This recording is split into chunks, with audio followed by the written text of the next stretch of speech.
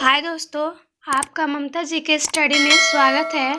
आज मैं आप लोगों के लिए एक नई कहानी लाई हूँ जिसका नाम है बेटी का जन्म। यह एक हिंदी कहानी है।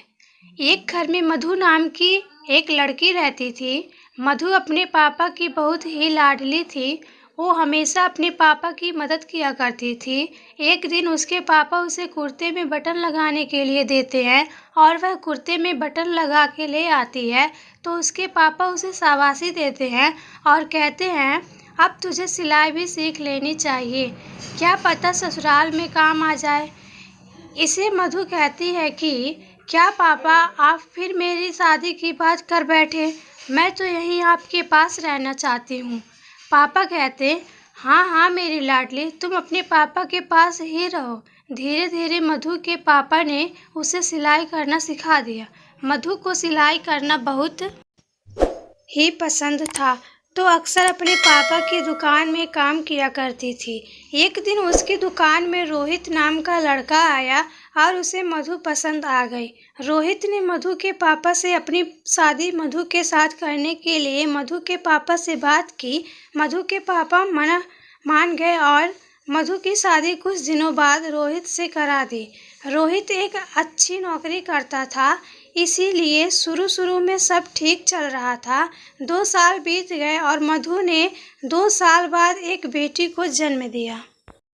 मधु ने रोहित से कहा कि देखिए जी, कितनी प्यारी है हमारी बेटी। इस पर रोहित बोला, अब क्या देखूं, तुमने मुझे कुछ देखने लायक छोड़ा है क्या? मेरे घर वाले सब बेटे का इंतजार कर रहे थे कि उनके घर का वारिस आने वाला है। अब किस मुंह से उन्हें बताऊं कि तुमने एक लड़की को जन्म दिया है। मधु बोली, लड़का हो या लड़की, पर है ये तो हमारी ही ना। रोहित बोला, ये लड़की सिर्फ तुम्हारी है, मेरी नहीं। यह कहकर रोहित वहाँ से चला गया और मधु रोने लगी। कुछ देर बाद वहाँ पर मधु के पापा आए। मधु ने सारी बात अपने पापा को बताई तो उसके पापा बोले, तू फिक्र मत कर, मैं दामाद जी से बात करूँगा, सब ठीक हो जाएगा। पर उस लड़की को अपनाएंगे क्या? क्यों नहीं अपनाएंगे, आखिर उसका अपना खून है। मधु के पापा उसे दिलासा देने लगे और उसके बाद वह रोहित से मिलने उसके घर गए और रोहित से बोले, बेटा रोहित, तुम इतने समझदार हो बेटा, बेटी होना तो ऊपर वाले के हाथ में है, उसमें मधु का क्या कसूर हो सकता है कि तुम्हें अगली बार बेटा हो। रोहित ने मधु के पापा की बात मान ली और वो मधु को लेने हॉस्पिटल गया। रोहित मधु को घर तो ले आया पर वो खुश नहीं था। एक दिन मधु की बेटी रो रही थी। इस पर रोहित बोला, अरे ओ मधु, इस लड़की की आवाज़ सुनकर कान के पर्दे फट गए हैं, मेरी माँ इसको चुप करवाओ। रोहित अपनी बेटी को जरा सा भी नहीं चाहता था। जैसे तैसे कुछ दिन बीत गए और मधु फिर से गर्भवती हो गई। रोहित बोला, इस बार अगर लड़का नहीं हुआ तो तुम्हारे पापा के घर भेज दूंगा, समझी। आखिरकार वह समय आ गया और मधु को हॉस्पिटल में भर्ती किया गया और रोहित बाहर इंतजार करने लगा। और कुछ देर बाद नर्स आती है और कहती है, मुबारक हो, आपको लड़की हुई है। यह सुनते ही रोहित निराश हो गया और वह तुरंत वहाँ से चला गया। नर्स अंदर आई और मधु को बताया कि आपके पति ऐसे चले क्यों गए, वो कहाँ गए। मधु रोहित को रोकने उठ ही रही थी, तभी उसके पापा वहाँ आ गए और मधु बोली, पापा वो गुस्से में चले गए, फिर बेटी हुई है, और रोने लगी।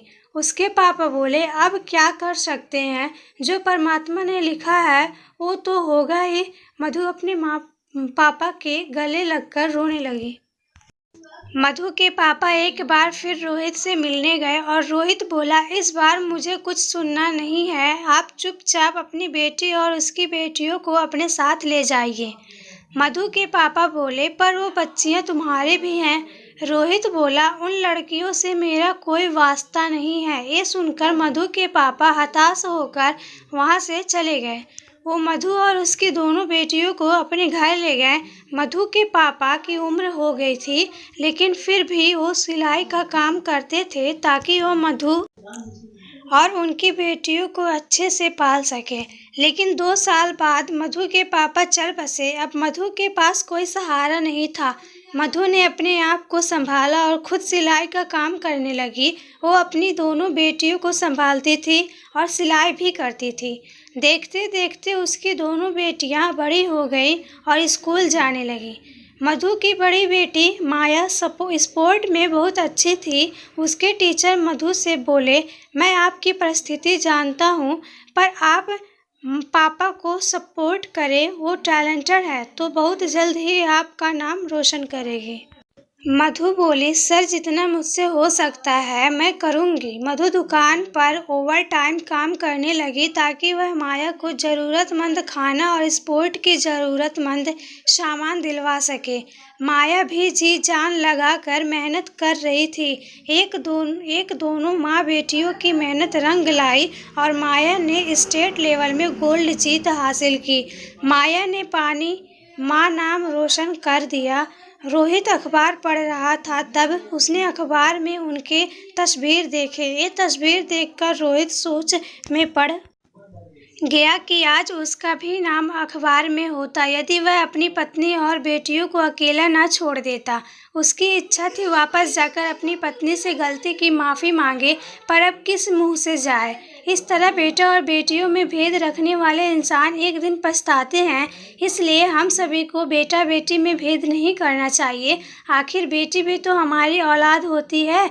इसलिए जितना प्यार हम बेटे को करते हैं उतना ही प्यार बेटी को भी करना चाहिए, क्योंकि एक दिन बेटी भी आपका नाम रोशन ज़रूर करेगी। तो दोस्तों, मैं उम्मीद करती हूँ कि आप लोगों को मेरी कहानी पसंद आई होगी और आपको ये कहानी कैसी लगी कमेंट में बताएं और अपने दोस्तों के पास भी शेयर कीजिए। और ऐसी ही कहानी पाने के लिए मेरे चैनल को सब्सक्राइब कीजिए और बेल आइकन को दबाना मत भूलिएगा।